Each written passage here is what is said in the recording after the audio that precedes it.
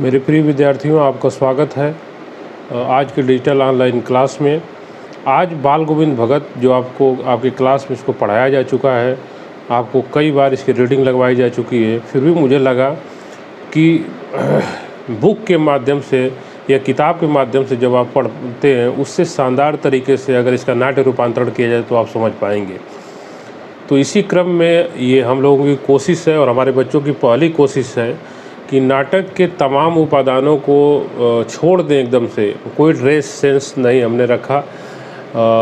विद्यालय के ड्रेस पे हमारे बच्चों द्वारा बाल गोविंद भगत पाठ को किया जाए, मतलब आपके सामने पेश किया जाए। क्षितिज भाग 2 पाठ बाल गोविंद भगत, लेखक रामबीर बेनीपुरी। तो आइए देखते हैं इस नाट्य रूपांतरण से आप कितने अच्छे से इस पाठ को समझ पाते हैं। नाटक में भाग ले रहे हैं विक्रांत, संजीत, सोनू, गोपाल, रवि, विशाल इत्यादि हमारे बच्चे जो है कि क्लास के, जिन्होंने काफ़ी मेहनत की है। और मुझे उम्मीद है कि इस नाटक के माध्यम से आप बाल गोविंद भगत पाठ को ज़्यादा बेहतर तरीके से समझ पाएंगे। तो ये बच्चों को समझाने के लिए इसका नाट्य रूपांतरण मुझे लगा कि काफ़ी बेहतरीन रहेगा। और नाट्य रूपांतरण करते हुए मुझे लगा जिस तरीके से बच्चों ने रुचि दिखाया है इसमें, मुझे उम्मीद जगी कि हिंदी के प्रत्येक पाठ का नाट्य रूपांतरण करके बच्चों को ज़्यादा बेहतर तरीके से समझाया जा सकता है। तो ये एक आरंभिक कोशिश है।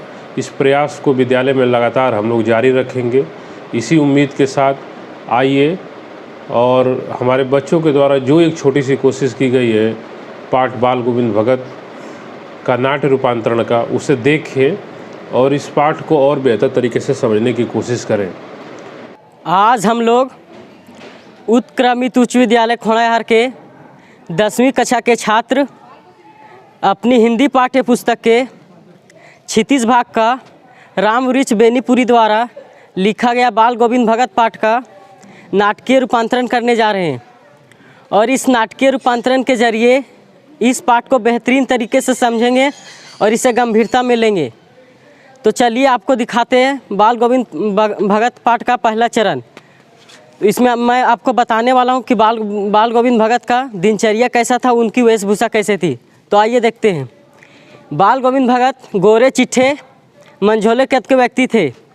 इनकी दाढ़ी सफ़ेद थी और लंबे बाल रखा करते थे और ये कबीर पंथियों के समान टोपी पहना करते थे। और ये अपनी नाक के छोर से रामानंदन चंदन की टीका लगाते थे।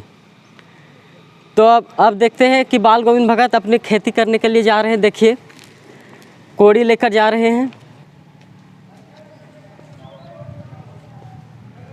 तो देखिए, बाल गोविंद भगत अपनी खेती करने के लिए जो भी अनाज उपजाएं वो पहले कबीर मठ में अपने साहब के यहाँ समर्पित किए और इन्हें जो भी प्रसाद के रूप में मिलता है उसी से अपना जीवन यापन करते हैं।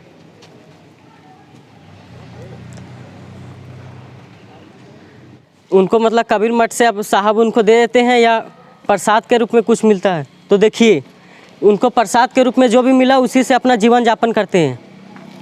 अब देखिए, अब शाम का वक्त हो चुका है। पूरे गांव में सन्नाटा ही सन्नाटा है। और इसी बीच बाल गोविंद भगत की सुर सुनाई दे रही होगी। गौर से सुनिए।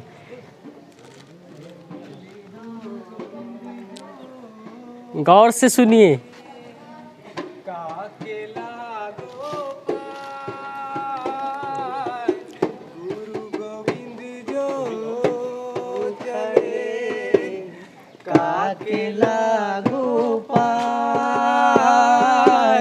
बलिहारी गुरु आपने गोविंद दियो बताए कबीरा, गोविंद दियो बताए।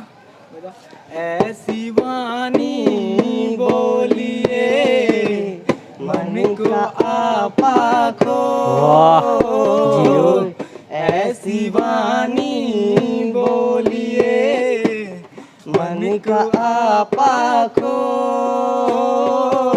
और को शीतल करे आप शीतल हो कबीरा, आप शीतल हो। अब आइए, अब आप लोगों के बीच बाल गोविंद भगत पाठ का तीसरा चरण दिखाने जा रहे हैं, जो बेहद ही दुखद है। इसमें बाल गोविंद भगत के इकलौते बेटे की मृत्यु हो चुकी है और इनकी बहू सिरहाने बैठकर रो रही है। और दुखद की बात यह है कि मतलब बाल गोविंद भगत अपने बेटे की मृत्यु के मतलब मनाने के बजाय, मातम मनाने के बजाय ये उत्साह मना रहे हैं।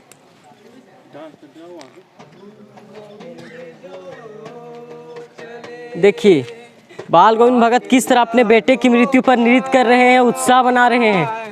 गुरु गोविंद जो चले काके लागो पाए, बलिहारी गुरु आपने गोविंद दियो बताए कबीरा, गोविंद दियो बताए। ऐसी वाणी बोलिए मन को आपा को, ना डांस कर। ऐसी वाणी बोलिए मन को आपा को, और को शीतल करे आप हो शीतल होए कबीरा, आप हो शीतल हो। बड़ा हुआ तो क्या हुआ, जैसे पेड़ खजूर, बड़ा हुआ तो क्या हुआ। यार रोने का वक्त नहीं, अरे यार तो उत्सव मनाने का वक्त है। और मैं तो कहता हूँ आप सभी इस उत्सव में शामिल हो जाएं, क्योंकि मेरे बेटे की आत्मा परमात्मा से मिल गई है। लागे अति दूर रे भैया, हरे लागे अति दूर, बड़ा हुआ तो क्या हुआ, जैसे पेड़ खजूर, बड़ा हुआ तो क्या हुआ, जैसे पेड़ खजूर, पंछी को छाया नहीं, फल लागे अति दूर रे भैया, फल लागे अति दूर।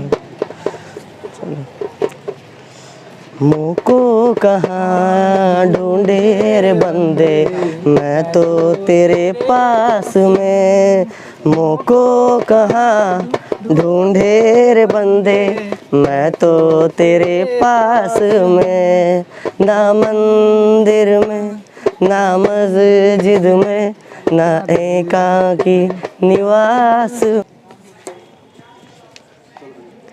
इस तरह बाल गोविंद भगत ने भारतीय परंपराओं को तोड़कर अपनी बहू से अपनी बेटी की आग दिलवाई। बहू तुम चली जाओ, मैंने तुम्हारे भाई को बुलवा दिया, मैंने तुम्हारे भाई को बुला दिया है, तुम चली जाओ। आप इसे ले जाओ और इसकी दूसरी शादी करवा देना। नहीं मैं नहीं जाऊंगी। अरे तुम चली जाओ, मेरा क्या है, मैं तो किसी तरह जी लूंगा। अब लेते जाओ, इसकी दूसरी शादी करवा दीजिए। चलो जाओ जाओ।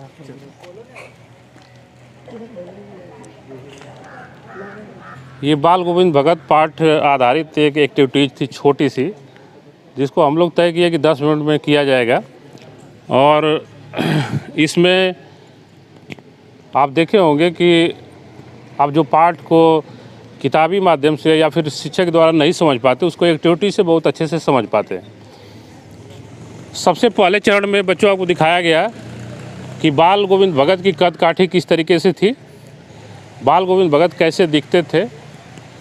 और दूसरा जो सवाल बार बार पूछता है कि वो साधु नहीं थे, साधु होते हुए भी अपने घर परिवार गृहस्थी को संभालते थे, चलाते थे, तो कैसे वो खेती करने के लिए जाते हैं और वहाँ से जो भी उत्पादन होता है उसको ले जाकर अपने साहब के यानी कबीर मठ पे चले जाते हैं। वहाँ से जो कुछ उनको मिलता है उसी पर अपना 1 साल का गुजारा तो होता है। तो ये चीज़ें जो आप पाठ आधारित पे नहीं समझ पा रहे थे, इससे बेहतर तरीके से आप समझ पाए होंगे। फिर जो बाल गोविंद भगत की खास बात थी कि कबीर के पदों को गाया करते थे। शाम होता था तो पूरा गांव सन्नाटे से भर जाता था। उस बीच जो है कि बाल गोविंद भगत की आवाज़ चिरती हुई आती थी और पूरा गांव कबीर के बाड़ियों से, उसके भजन से भाव विभोर हो जाता था। तो ये पूरा पाठ का ये दूसरा चरण। तीसरा चरण आप देखेंगे कि बाल गोविंद भगत का इकलौता बेटा जिसकी मृत्यु हो चुकी है, उनकी बहू रो रही है और कबीर को मानने वाले लोग या बाल गोविंद भगत खुद जो कबीर को मानते थे, उनका मानना है कि मृत्यु एक उत्सव की तरह से है। ये रोने का नहीं, ये दुख मनाने का नहीं समय है, बल्कि उत्सव मनाने का वक्त है। क्योंकि आत्मा जो है वो उस निर्गुण ईश्वर से मिल रही है जिससे वो अलग हो गई थी किसी कारणवश। तो अपने बहू से कहते हैं कि रो मत, ये उत्सव मनाने का समय है। जिस पाठ को आप पढ़ते हैं यहाँ आप समझ पाए। फिर बाल गोविंद भगत के बेटे की जब अंतिम संस्कार होता है तो भारतीय परंपराओं में स्त्री जो मुखाग्नि नहीं देती है, लेकिन बाल गोविंद भगत पहले व्यक्ति थे जिन्होंने कहा कि नहीं, हमारी बहू ही मुखाग्नि देगी। और उस जो स्त्री को लेकर के जो मतलब ऐसी रीति रिवाज है उसको उन्होंने तोड़ दिया। तो फिर जो है बहू जो है विधवा बनकर घर में न रह जाए, इसलिए वो न चाहते हुए भी बहू के उसके भाई को बुला करके उसको भेज दिया उसके घर और कहा कि इसकी शादी ले जाकर वो हो देना, कर देना। ये पूरा पाठ था जिसको आप एक्टिविटीज से समझ पाए।